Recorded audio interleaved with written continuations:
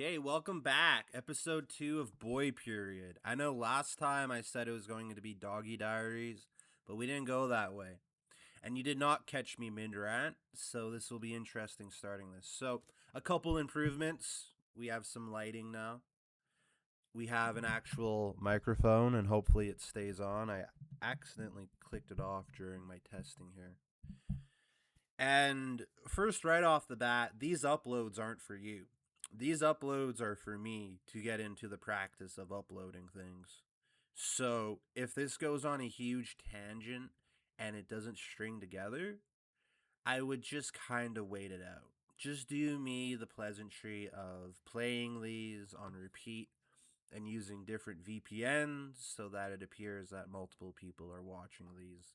But I'm also making these with the intent that my career does go off one day and that these are like some cute early YouTube vlog videos and that they become, I don't know, totally different. So, totally different to where I actually end up. So, also right off the bat, the bit is that this is supposed to be shitty.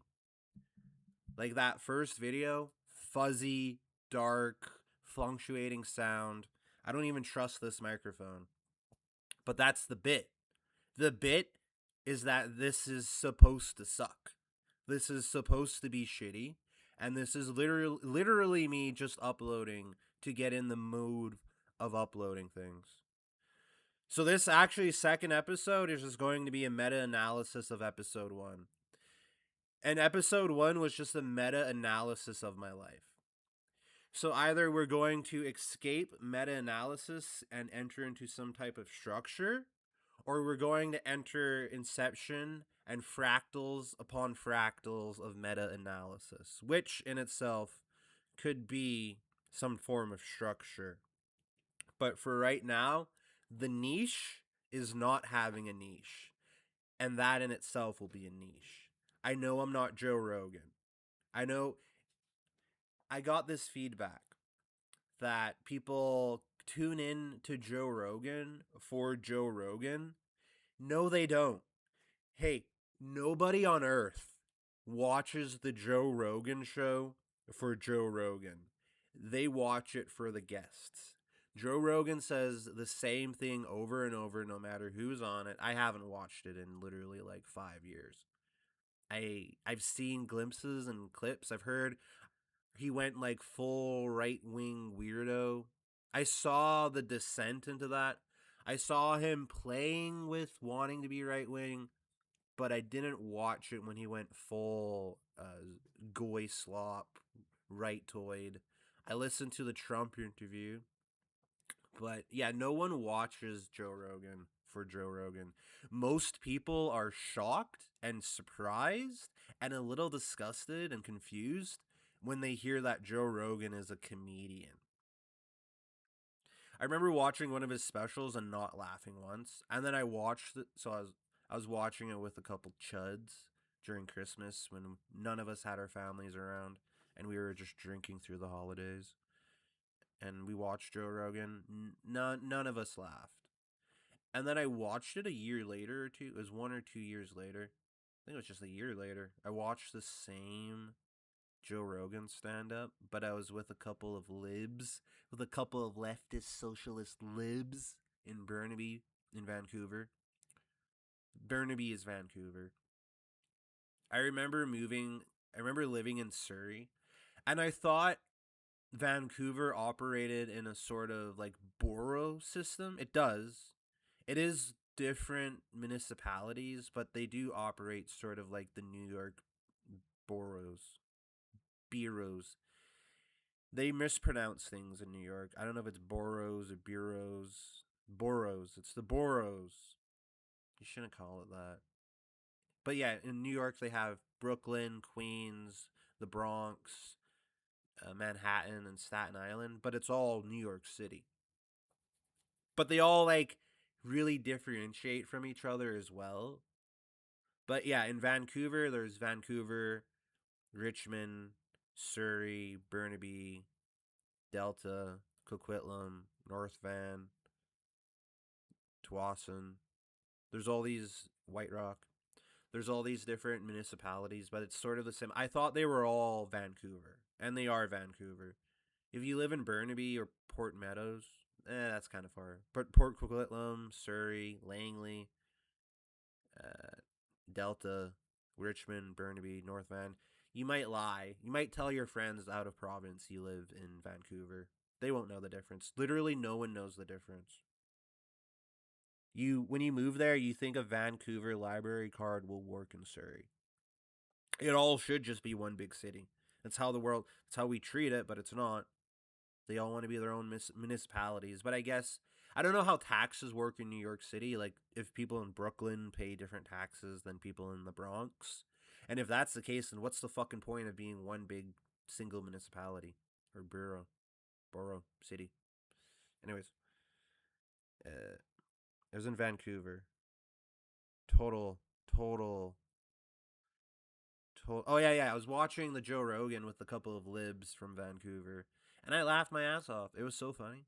It was so, but the tension was different. It was different because it was like when I watched it with the chuds. You have me like super terminally online. Buddy was terminally online. Just a couple chud pilled, irony poisoned guys in their mid 20s. So it's like it's not edgy, but when you're with a couple of libs, the audience was different. So yeah, Joe Rogan was still like an edgy lib. And I think becoming an edgy lib eventually I'm checking to see my microphone's still on. It did turn off randomly.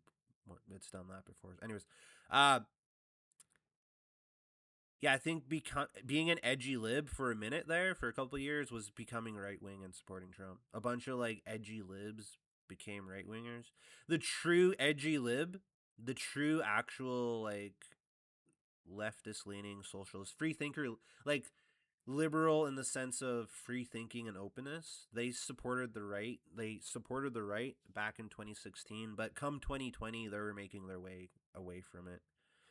By the time by the time the right had their time to shine in the spotlight, most of the cool kids had already moved on, had already become apolitical or straight up tankies. A tanky is a leftist who wants a tank, which is me.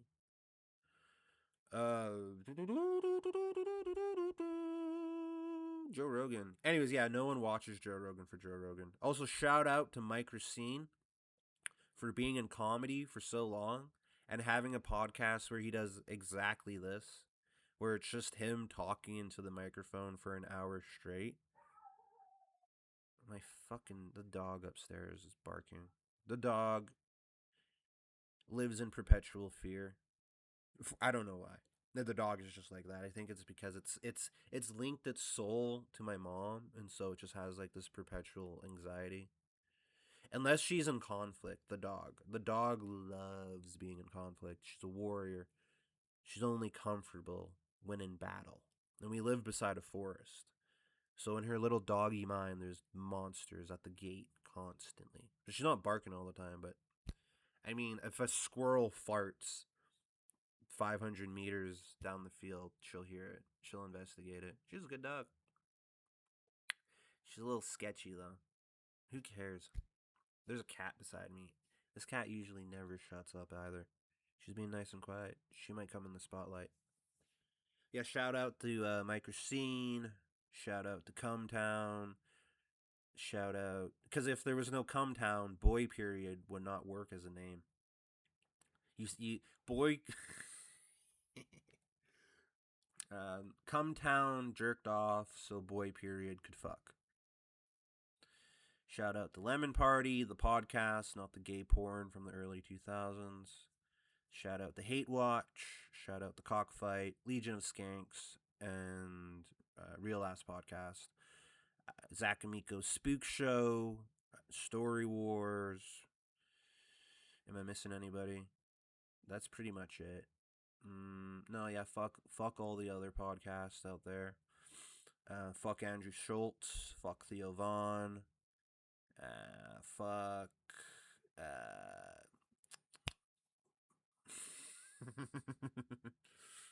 Those are the acceptable ones to hate.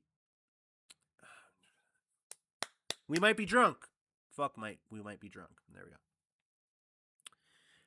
Fuck any podcast that I don't listen to. Now Tim Cuckerly, I've heard good things about the Tim Cuckerly shot up. He shot up a school because he's white and lives in Texas, folks. But yeah, this episode is a meta-analysis of my first episode. One of the critiques is that there was no structure, which this is the structure. The graph of structure has exponentially increased. We have, like I said, we have lighting, we have a microphone, we have a different backdrop, we have the iconic Nazi eagle flag, or clock, rather. And I said that over the 10-minute mark, so we're golden, like the clock, which is actually plastic. One of the things where, like, dragging on a subject for too long, and then, like, what? Nigga, it's 10 minutes, and I'm not censoring that.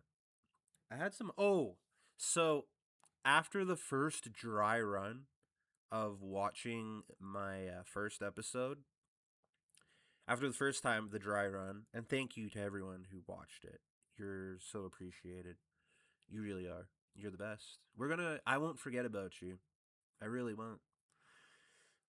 The suggestions after the first time I watched it were like Christian, self help, masculinity, like fucking televangelist, like total goy slop, but like kind of uplifting. And I was like, yeah, cool. Maybe that's the route this will take. It would be very, that would actually be awesome. That would be awesome if I became like some type of preacher man. And it really started from like very humble beginnings, or fumble beginnings, like we called it. And then I'm selling out stadiums. I'm actually having some messages because I have a lot to say. I actually can like connect the spirit with people and make people feel and make people think and enjoy my presence and my words. So that was the first time. And then the second time I did a dry, I just played it. The recommendation, the video that played right after it, was an incredibly morbidly obese woman eating chicken wings in her car while yelling at her kids. And I thought that was the perfect dichotomy of what this show is going to be. Spiritual enlightenment, hope, and then just grotesque, dirty realism, gluttony, just real America. Real America. Like anywhere between that. You want to be like a self-help, you want to connect to the spirit. You also want to eat Chick-fil-A and yell at your kids. This is the place for you. And we're going to find, it's not black or white. We're going to find the different tints, colors, and hues all in between. And hopefully it'll be a hands across America. And it'll come full circle some way. But I thought that was interesting. Also, this might give me some direction and structure as well. That night, as soon as I went to sleep, someone had texted me. And they sent me a picture of me on TV. So it was interesting timing to upload my first YouTube video. And then on that very same night, someone messaged me a picture of me being on TV for a project I did back in 2023. So what does that make me think? It's just a nice little coincidence. It's sort of like a sign. Maybe you're meant to be, on the screen. Obviously, I think that. That's why I'm doing this. When insecurities came up, on that episode of that show that I was on, I'm talking about connecting to the land. I'm talking about spirituality. I'm very svelte looking. I'm very in shape. I'm wearing a Assembly of First Nations jacket and hat. I'm being like a really cool representative guy. Very in the limelight. Like probably the most representable version of myself. And sort of like a leadership position that is desperately needed in the eyes of the masses. So it was very ironic to have that put back in my peripheral, and then having had uploaded what I did that day, which was effectively an hour-long schizo rant. So, inside of you are two wolves, right? So I obviously have the fuel to be able to talk for that long. I can tie things that are seemingly unrelated to each other together. And I want you to pretend you're me for a second. I don't want this to seem like I'm not bragging. That's Alex Jones' impression. He used to say, "I'm not bragging" quite a bit. And I'm really not. I'm too Well, I was gonna say I'm too insecure to be arrogant, but most arrogant people are actually horribly insecure. But to be humble is just to say it how it is to speak your truth, or at least try to be no to be truthful is to be humble, but also to be brave to speak your truth. It's like this is how it is. So humility isn't necessarily truth, but humility does require an ounce of honesty to see where you're at. So these are the type of things I could talk about. These principles, these values, these words. Episode 1, for what it's worth, is about bravery. That was about bravery, about just doing this and putting it out there. But yeah, if you could have some empathetic psychosis moment and pretend you're me while you listen to this or play it and pretend you're me. Just pretend that you have my life for this hour, which you uh, realistically know nothing about. Unless you can hear my thoughts, then you know everything about my life. Then that would make things confusing, and that would suck. If everyone could hear my thoughts, I think I'd be owed some money. You know what I mean? If everyone could hear one person's thoughts, wouldn't you want that person to have the most gangsterous life ever? Because if you could hear, say I'm not the guy, say there's someone else out there and we could all hear this person's thoughts, wouldn't we just, you know, take him out? Just kidding. That's not what I meant. But that is a thought I had. Let's assume society loves this person. Wouldn't you want them to have the best life? Because like if you could hear their thoughts, you could like jump into their psyche. You could like close your eyes, meditate, and become that person, or however that jump works. I'm trying to like transcendence, transportation. What's that telepathic? Whatever that telepathic experience is like. Like that's how I would imagine it. If there was someone and we could all hear their thoughts, there would be some telepathic ability where you could tap in and see life through that person, where everyone could just tap in and be that person for a moment, but you're just sort of watching it. You're watching it, but you feel like you have control over it. So it's almost like a dream state. That's how I would imagine it to be. But if there were someone that we could all connect to who wasn't ourselves, but if it was one person we could all connect to, then that would be ourselves. Then that one person would be everybody. Back to the schizo rant. Deep into the schizo rant. Anyways, yeah, if you could tap into that person's life, you'd want to be like, oh, I'd want to go to Cabo or Bali or Tokyo or Singapore. I want to get my dick sucked by 72 beautiful women, all different, all aesthetically different, but beautiful in their own way. Wouldn't you want, like, all the grand pleasures in life? So then that becomes like the philosophical question: is that what you want? Is that what you would want? Everything just given to this person.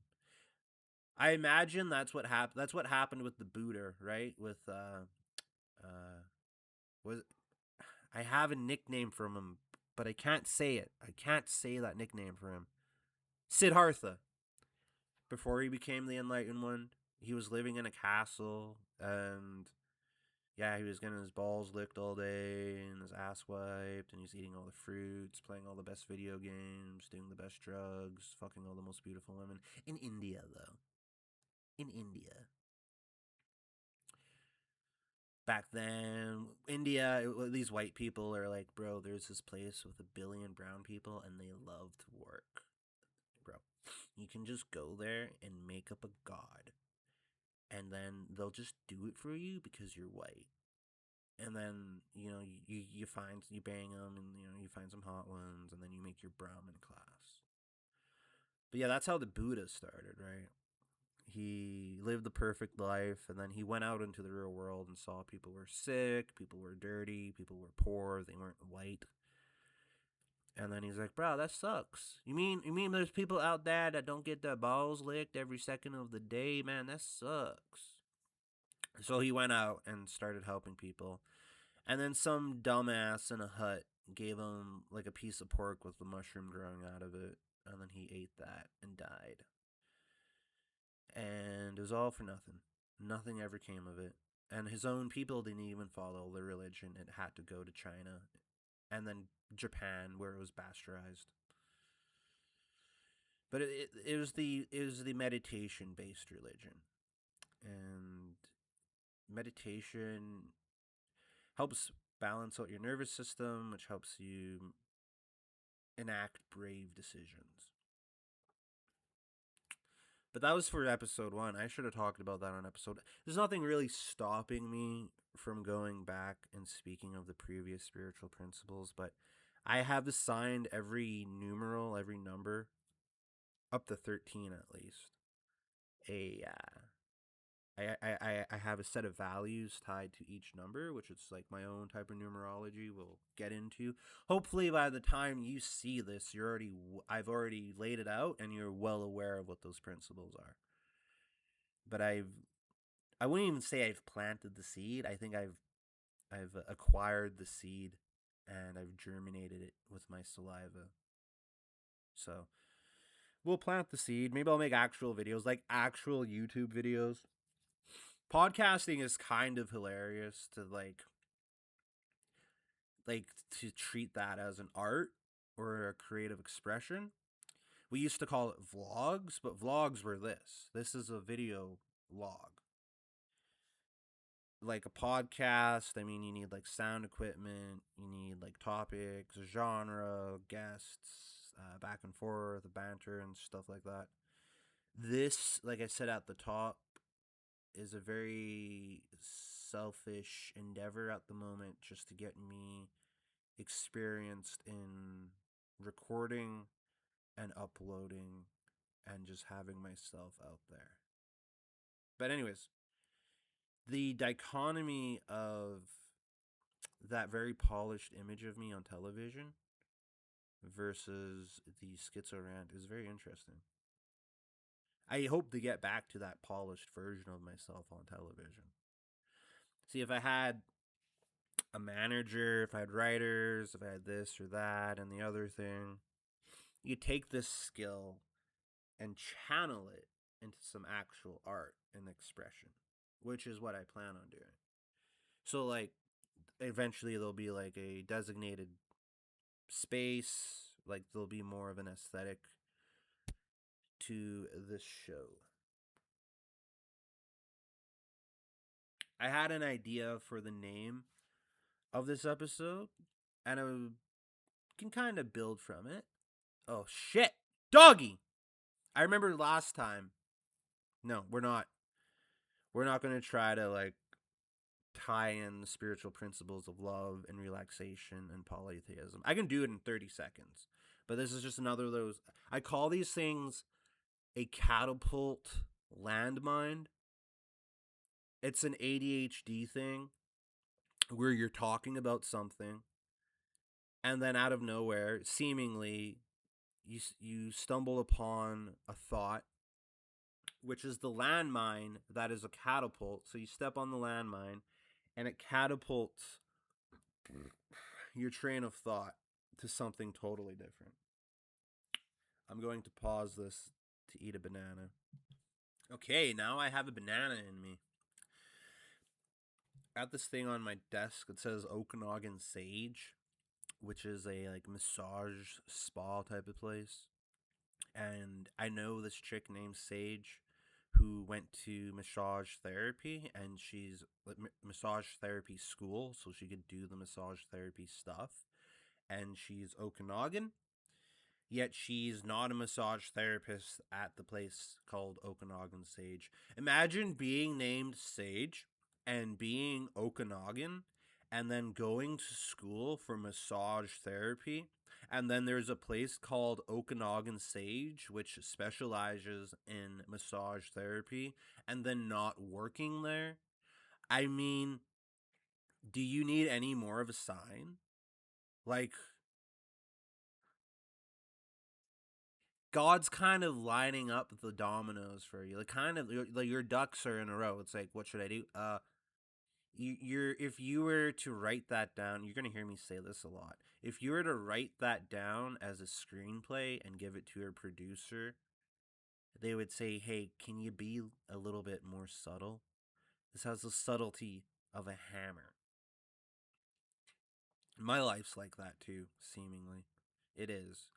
It is. The coincidences I get, they'll come up naturally, but I just saw that thing on my paper and it made me think of that. So yeah, love. What is love? Love is relaxation. If you're actually with someone you love, you feel relaxed. If you're doing something you love, you feel relaxed. And a way to get yourself to a sense of relaxation and impart love is through a very simple meditation of focusing on your breath.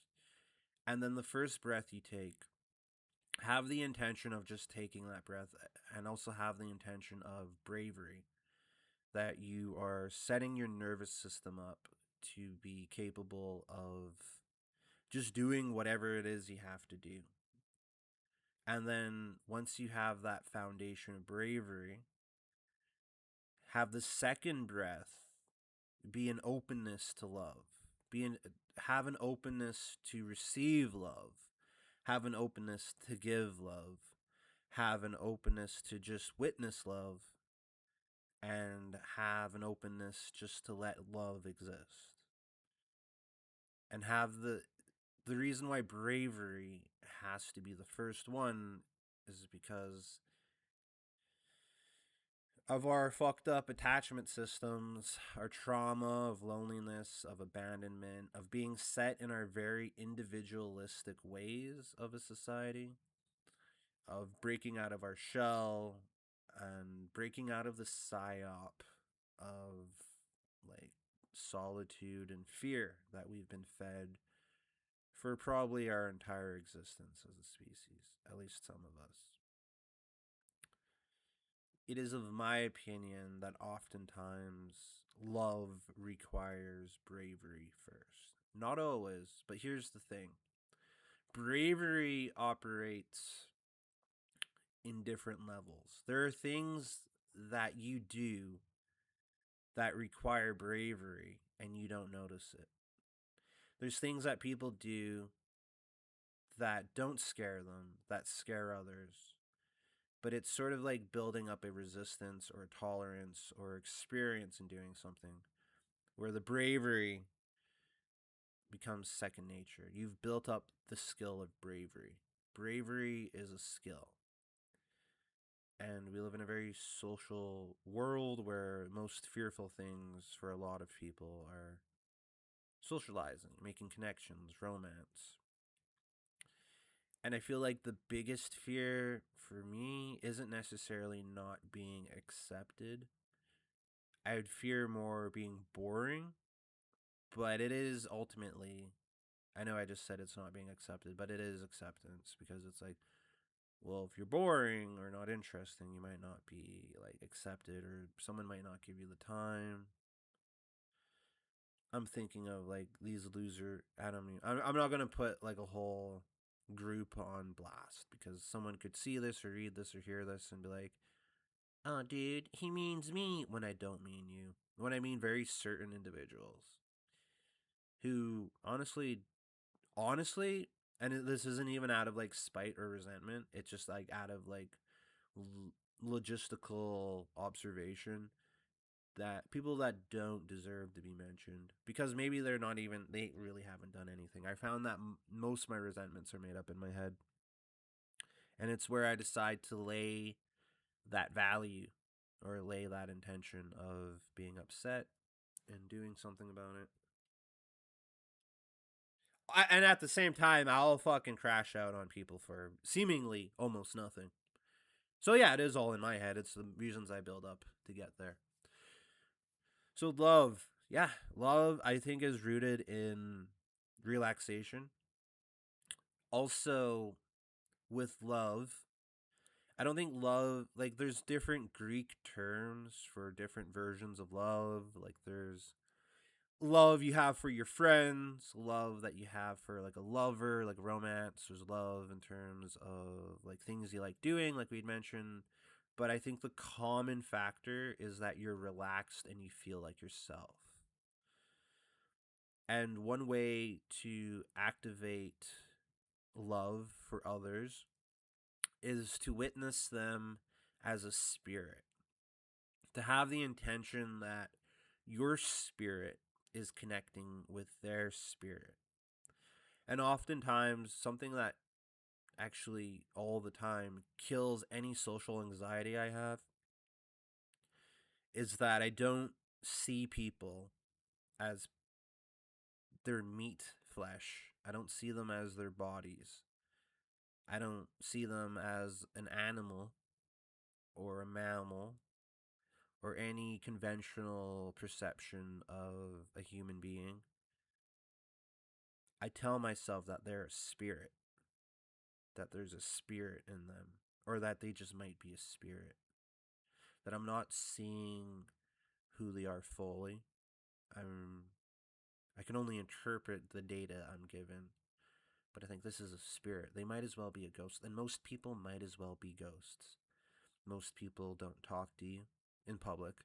Most of them won't talk to you, they won't touch you, they won't make you feel anything meaningful. You might make yourself feel nervous, you might make yourself feel uncomfortable, you might make yourself feel horny or angry based on people being around you.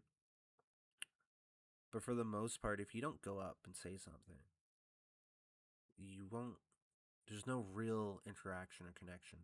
Unless, like, you're someone like me, I say hi almost to every single person I see when I'm walking on a trail, when I'm walking on the street, if I'm at a bus stop.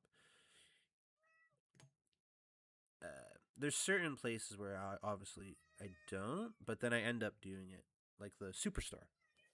This is my cat. They want screen time. Her name's Splash. Say something, Splash. Oh, now you're shy, huh? The Jews control the weather. She's been online for a little too long. I don't know if you caught that. She said the Jews control the weather. We know, Kitty. Everybody knows that. That's old news. Used to be Native Americans. Native Americans used to control the weather. They would have rain dances, sun dances, all sorts of dances. I heard that the ghost dance. Well, have you heard of the ghost dance? Back in the 1800s, when the Native Americans on the plains, they won a battle eventually. It was a pretty important battle. Well, I mean, they killed the entire regiment they killed the entire army that was trying to kill them. So it's a very important win. The Americans had more guys. They didn't kill the entire American army, but they killed the entire portion of the American army who were given the assignment of killing Native Americans. But back when the Native Americans were thoroughly getting their asses kicked by alcoholism, by smallpox, by war, by what else was going? Displacement, trauma. There was this phenomenon happening called the ghost dance, where they thought they could bring the dead back to life, and that was a new thing. That wasn't a tradition. It just happened in the late 1800s, and it scared the white people, and so they put a kibosh on that. So the mainstream story is that it scared the white people because it was satanic and ooga booga shamanistic nonsense. Yes to the latter part. So what I had heard recently, like a month ago, was that they learned the ghost dance from Jesuits, from like occultic Freemason type of people. I don't know if I should throw Freemason into that, but occultic people. That they were actually trying to do some like deep dark magic, some of the ooga booga stuff that the white man had done. And so what the white man was actually, hey, you're not supposed to be doing our fucking ooga booga magic. You cut that out. And so I think they just they became aggressive on the kicking the Native Americans' asses front back then. If you're a modern day white man, you can't. So this is the double side coin of it. You can't take credit for genociding Native Americans because A, you weren't there, you didn't have any individual input into it. There's a high likelihood that you've benefited from it in some way, from the systematic oppression. But there's a very important reason why you can't take credit for it, because 99.5% of you who bolster and like pump out your chest like, yeah, we kicked the Native Americans ass, you wouldn't be able to do that. Anyone born in the past 100 years is a huge pussy compared to the rest of human history. You wouldn't be able to do it as your current self. And if you are like someone who is competent, like someone who you're emotionally healthy to whatever degree, whatever is past the 50% mark, physically, mentally, spiritually, emotionally, you wouldn't be the type of guy they would send out to kill innocent people. You should be better than that. So like I stand up a little bit for the red man, and then so many times, because I'm so beautiful and white, that's the main reason they hate me. But like I stand up for natives, and then they'll say some like horribly entitled, arrogant shit, or they'll just laugh. The cat. She's going to go up and knock over my light. I know you. You're a mischievous little bastard. Now come sit beside me.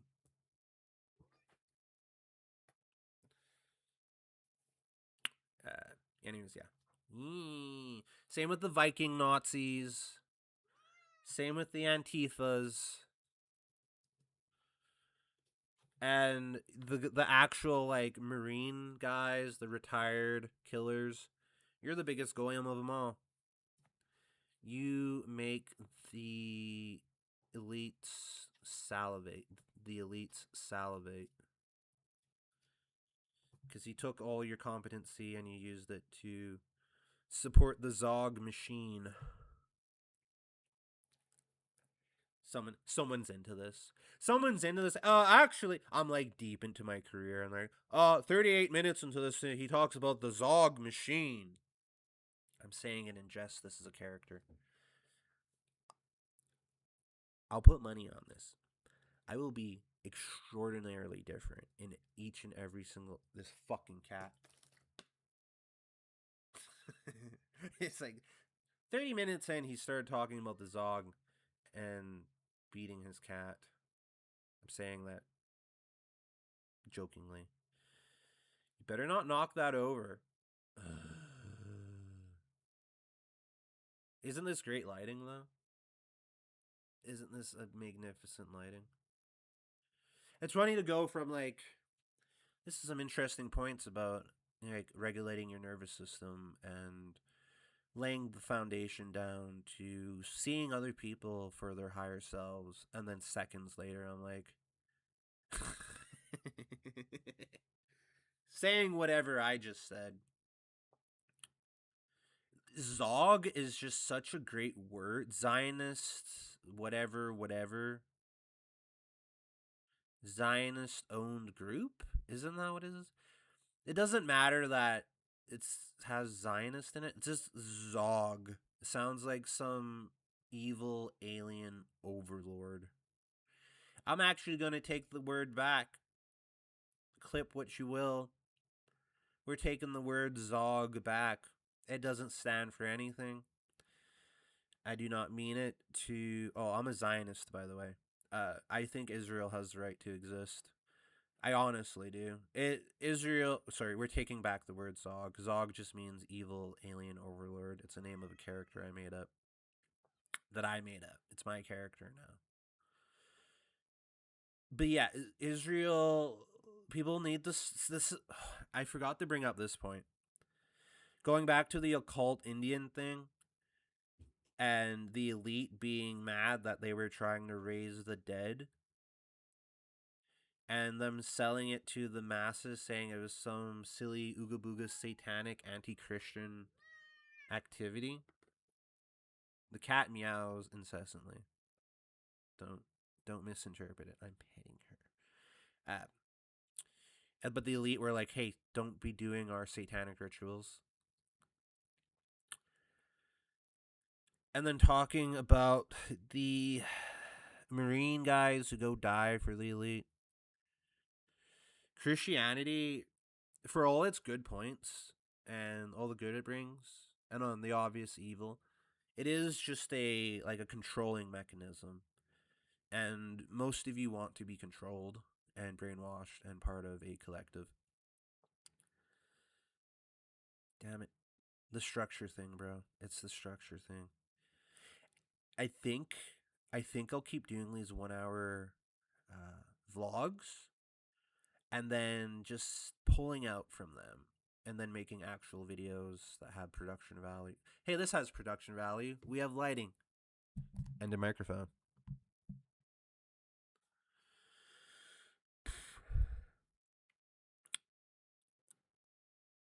Christianity, how people will just robotically bark out Christ is king as if that exalts you from anything. Like, the more you say Christ is king, like, you're signaling to the world that you're just a massive piece of shit because you're trying to be exalted from something. You're trying to say, you think that saying a slogan, it makes you better, it makes you connected, and like you literally think this. You'll get it so there's this chick, right? She has Christ as king tatted across her chest. And you just know she lets her boyfriend bust on it. And I am so jealous. There's one of my top sexual fantasies would be to bust on a tattoo that says Christ is king. That's so awesome. I really hope she does porn. If you're in the porn industry and you're really looking for a signature move, and you really want to stick it to your dad or the priest who molested you as a kid, can you please get a tattoo on your chest that says Christ is king and let someone bust on it on camera? That would be the pinnacle of porn. Because we know how, Pornhub's owned by a rabbi. I'm pretty sure OnlyFans was ran by a rabbi. There's a lot of Jewish dominance in porn. I think that would be the zenith of porn. Everything it stands for and its mission would be to have a woman with Christ as king tattooed on her chest and having each one of those letters bukkakied on. God willing, I think that is happening with that chick who has that tattoo, but if it were to get 30 million views on X videos, then I think we're done. That's just we've completed porn. It doesn't have to be, subtle, soft nudes. It doesn't have to be horrific, violent, horrible torture. The zenith, the top of the tippy mountain of gooning would be that. It represents so much. It represents so much for that to happen. And I speak in symbols. And that's a very good symbolic scene.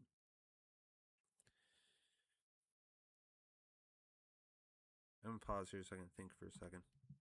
So yeah, another thing these videos are sort of anti-zoomer in the sense that I'm not cutting out every 2 seconds of silence. You'll see these videos where, and I think there's probably AI that does it. It'll go through the video and it'll cut out any. Shout out to Brittany Venti, Lauren Southern. That's about it. Brittany Venti used to burp a lot into the microphone. Imagine watching this. You're literally like, I dig it. I dig it. Wow. Wow. Whatever this is, I'm here for it. And then, bleh, and that's the thing. I'm just like sifting around looking for things to like polarize people with, which is what you should do. You should be polarizing. Hey, if you're yourself, you can't help but be polarizing. I won't hide it. I go to AA. The anonymity thing is about not like signing AA up for the Communist Party or like going to a Trump rally and saying AA supports Donald Trump. Like that's what the anonymity means. It means like going on if you were going on a documentary or something or film or radio, not you if you had an opinion on AA, you wouldn't show your face or your name. Yeah, that's it. That's just simply it. If you were, yeah, you just wouldn't, and you wouldn't make it like involved in politics or outside issues. You're allowed to say that you went to AA. You're allowed to say like your personal experiences. That's on you. It'd be a very big faux pas for you to go out and share other people's stories. A, it's not that interesting. B, who cares? A. No one cares. It would be rude and make your life dramatic. But what's AA without a little drama? What's any organization? I forgot what I was going to say. Oh, AA. I usually share. Today I didn't share. Some guy who doesn't like it when I shared was happy that I didn't share. Why didn't I share? I had nothing to say. I was late. I showed up late. They were finishing meditating. The topics are written on a board and then put on the wall. The topics weren't readily available for me to see. I just had nothing to say. And I know one guy who doesn't like when I share. He was happy that I didn't share. And I was like, oh, yeah, that's the other side of the polarity. If I had something to say, I would have said it. I'm not a guy who has nothing to say. Someone said you like to hear the sound of your own voice. I mentioned that earlier. Yeah, that's the point. That's the point of these. Is to like sift through this bullshit. Oh, I should have said this off top as well. We're 47 minutes into this. Drop the needle. Just drop the needle into any of these episodes and I'll be into something and within seconds, literally within seconds, if you listen to me, you'll be in it. I don't know if you'll be entranced, but you'll be like, okay, oh yeah, follow around, okay, this is cool. So that's the beauty of these free association rituals is that you know you're not gonna have to like sit here and go through the whole thing and be like, okay, you're not gonna miss it. It's like you're not gonna walk in late for the movie, okay? It's more like a sketch show. You know what I mean? You know, like Saturday Night Live is multiple different stories throughout like an hour and a half. That's what this is. This is more similar to that. It's a compilation of short stories. It's a compilation of seeing what I can talk about. We could talk about what's in the news. I don't know. I don't pay attention. They're showing aliens on CNN, and no one gives a shit because everyone knows that it's not actually aliens.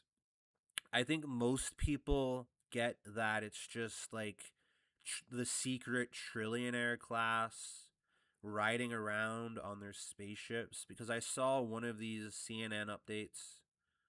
Could have been CBC. They're the same thing. It was an update of the aliens and it was a close up of the ship and it looked like a raver bear mask. You ever seen Squid Games how they have like the masks that they wear when they watch the poor people kill themselves? It looked and like they're kind of like metallic and boxy and black. It looked like a bear version of that, but in the sky. And I'm like, yeah, that's some fucking British raver coke kids like little cruiser. It could be people from a different realm. Who gives a shit? We just have to not accept it once we start giving in and believing it, and that's what's going to happen. I think people are going to be so desolate and and desperate and depressed that they're just going to willingly accept that the alien invasion is real. We're all going to deep down know that it is just the elite using AI to massacre us and started like just a fresh start massacre. That would be better than us being one shotted by our iPhones. You know, like that pager thing they did in Palestine where like they just blew up pagers, little tiny little pagers, just blew them up. I'm like, I hope my phone's not on me right now.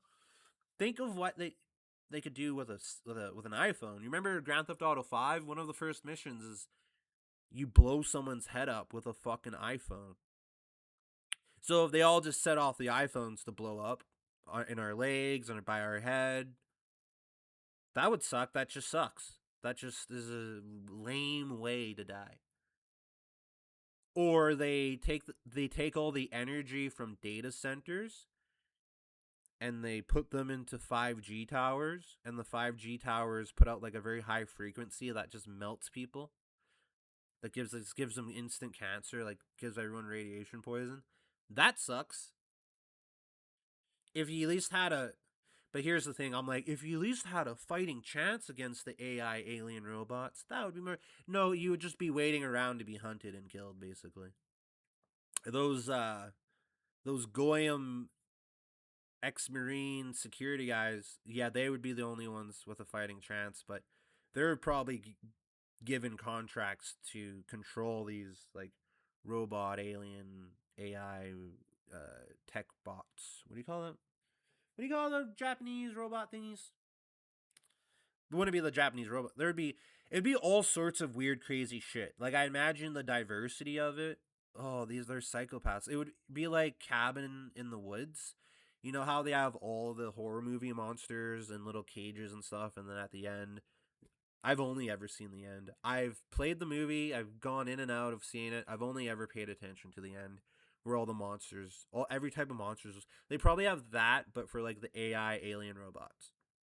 And there's some psychopath. There's a girl. Hey, there's a fucking teenage girl out there who's like, I want a floating ghost head when I kill all the goyim.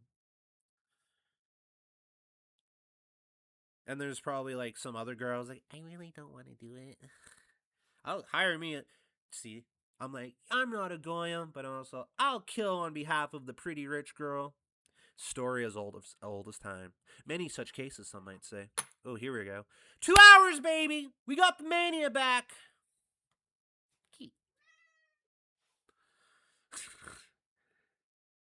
I don't know if the meows pick up, but they're quite dramatic. Yeah, the fake alien invasion, I think people are just going to start accepting it and asking for it because it might jolt the economy. You know, we keep hearing about the economy. There's going to be a crash. Fucking crash it already. Let's have a couple years of staying inside online. Okay? Scarcity, I don't know, man. I'm obviously not an economist, but I don't think there needs to be as much suffering and instability as there is. But maybe there is. I don't know. I really hope we do get universal basic income. I really hope that uh, housing becomes available. The quality of housing becomes livable. That people can have like spiritual actualization and find peace in their lives. I actually had a moment of like serenity and gratitude earlier today when I got home, just to have like so much space to myself, to have quiet, to have very fast internet in the middle of nowhere, and a whole bunch of food, a cat who talks a lot. You think I talk a lot? You give this cat a show, she'll never shut up. You'll have 6 hour long streams, which I'm hoping I will one day. Yapping for an hour, that's no problemo for me. I actually, back in 2022, that was the last time I was consistently making 1 to 2 hour yapping sessions, and I never uploaded them. I think they were all deeply personal. I don't, but I wouldn't upload them now because it's like looking back, they were very uninteresting. Like these will be looking back. I'm like, you're gonna have to be like a super big Justin fan to watch these. If if the type of quality content that I have imagined in my head actually comes to fruition, this will be Blu-ray disc 3 special features that isn't even listed.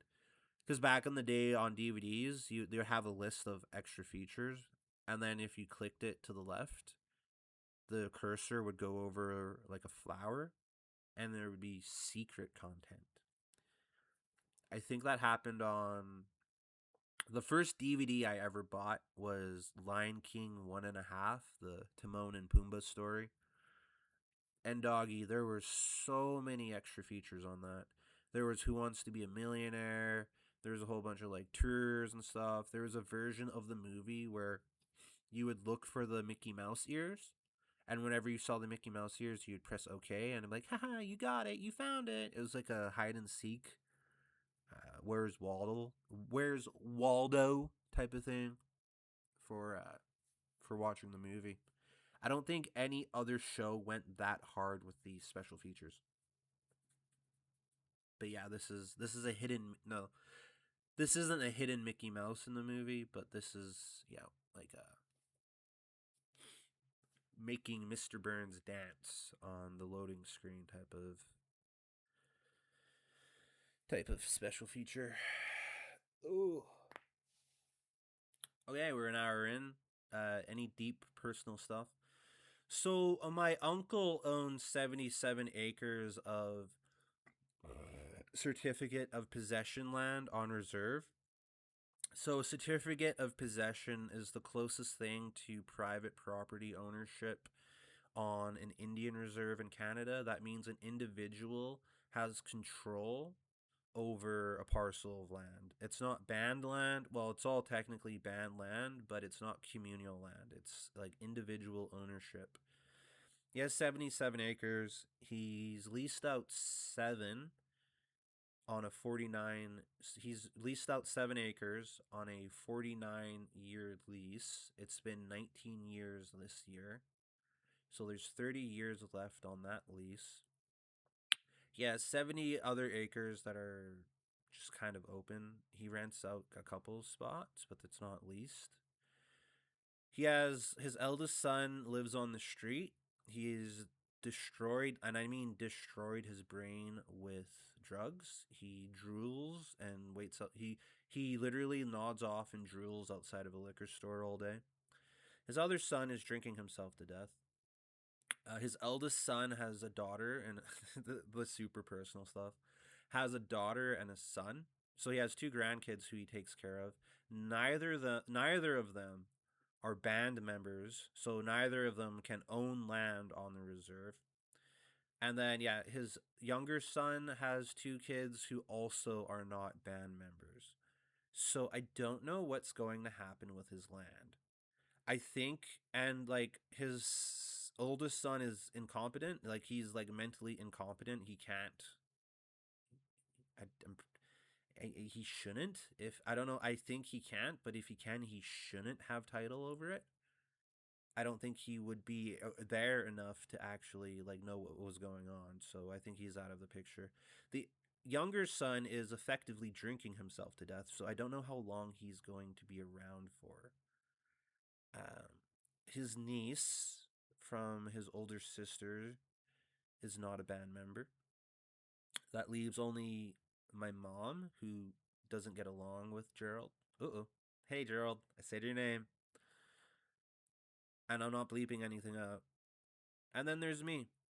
I'm, besides my mom, next in line. Like, if he doesn't make a will, I can go to the lands department and be like, if those grandkids don't become band members, then I get it. I just get it. I unless of course I'm not around, or I'm not switching any bands, doggy. Unless like I find my dad's band and I can prove that he's my dad. My dad was killed 3 months after I was born. But if like my dad's part of a rich oil Indian band, I'm gonna ask Chief and Council, please just let me go there for a few years. Let me collect the bag and I will come back and help the community. But that's just a fantasy. I have no clue if there was. That'd be sick, doggy. But I could see it on the other band's side. It's like, oh, you just want this money you're entitled to? You just want this money you would have had if your dad wasn't murdered when you were 3 months old? Fuck you! Get out of here! That's your money! The biggest myth about Native Americans is that they're not greedy. The biggest myth, like everything romanticized about Native Americans is a Scottish Irish projection of what they wish they were, or some mythical past. The noble savage. They wish. Most aren't noble and most aren't savages. They're goyim. They are the biggest goyim on the fucking planet. Victimhood mentality. I'm not going to dip into the regular insults or stereotypes, but the victimhood mentality is very strong.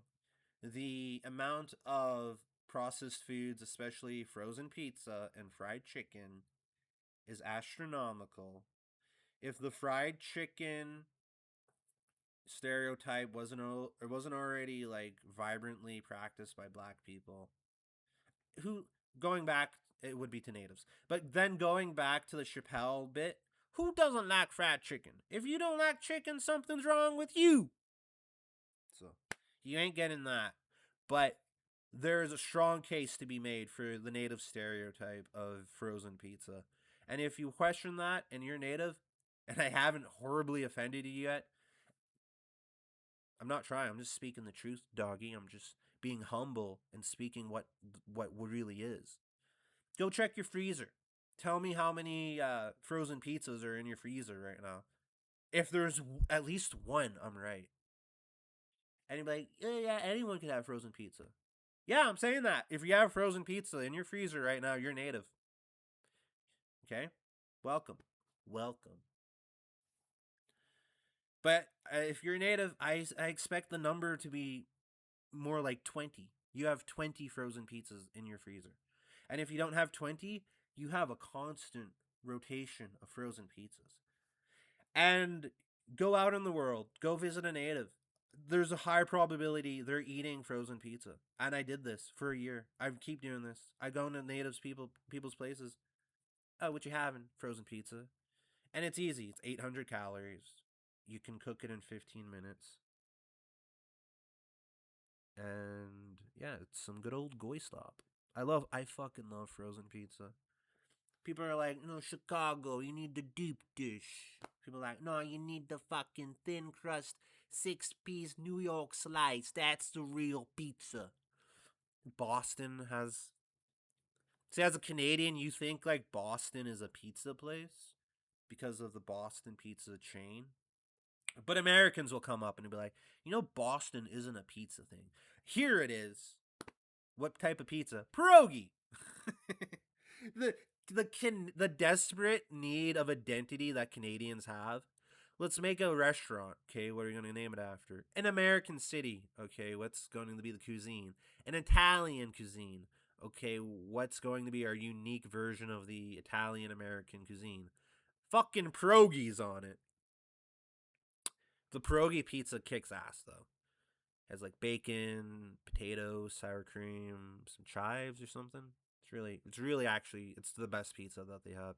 As much as you're poking fun, as stupid as it sounds, it's like, no, it's pretty good. It's pretty good. I might eat that. There's so much better things to eat, but if you're in Canada, get the pierogi pizza from Boston Pizza. Well, we're hitting our 105 mark. I'm sure there's heaps and heaps of other things I could talk about, but let's land the plane, Today we learned that love is ultimately a form of relaxation and that we should have a foundation of bravery and that our spirits need to be activated within ourselves first, and then once we have done that we can connect to the spirits of others, and that we should see people as spiritual beings instead of just bags of meat. We've philosophized about whether to accept the elite's plan of a fake alien invasion as an alternative to them just blowing our heads off with our iPhones and Samsungs. You know, it'd be so funny if they did that, but like the Huawei, like the Chinese phones, didn't blow up in your head. That'd be funny. That wouldn't be funny. I'd be dead. I'm an Apple cuck. I'm not switching. All my shits all my shits with Apple. I just prefer Apple. I used to be a Samsung goyim. Never again. It's just what are you trying to prove? You're trying to prove something if you have a Samsung or a Google phone. Google phone, I'm assuming you're up to some shit. Yahweh phones, I don't even think they make those or sell those here anymore. Wait, if you have an Apple, you just accept you're part of the club. You know what it is. Kind of like my thoughts around property ownership. It should just be the government. It should just be the government that owns all residential property. No one profiteers off of it. There should just be Apple phones. I guess. I don't know. I guess we need the illusion. I guess we need the illusion of polarity and choice. And if that's the case, then there needs to be a balance between private ownership and then state-owned housing. And there needs to be a lot more state-owned housing, like a lot more. A lot of these homes that get built that are like $500,000 and they're like a quarter of an acre that are privately owned, they shouldn't be privately owned. Those little tiny fucking shoebox houses you see in Calgary, and then these even smaller ones you're seeing in the Okanagan, those should be illegal to be privately owned. Those should just be owned by the government.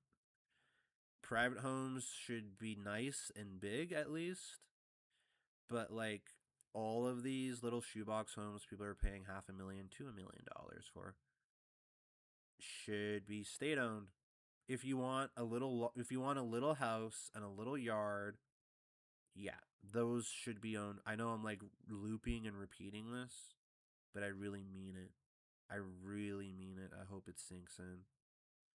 There should be way more apartments. They should be affordable. They the the country should lose money on it. The private home ownership, it is being treated as a luxury, but the product for the amount you're paying doesn't add up. Private ownership of homes should be like crazy ass penthouses, mansions, weird, quirky homes in far off places. But what people are paying for privately, it's pathetic. It really is pathetic. So, yeah. And then we ended the episode on housing reform. Tune in next time for more Boy Period. Bow, bow, wow, now, Racine time.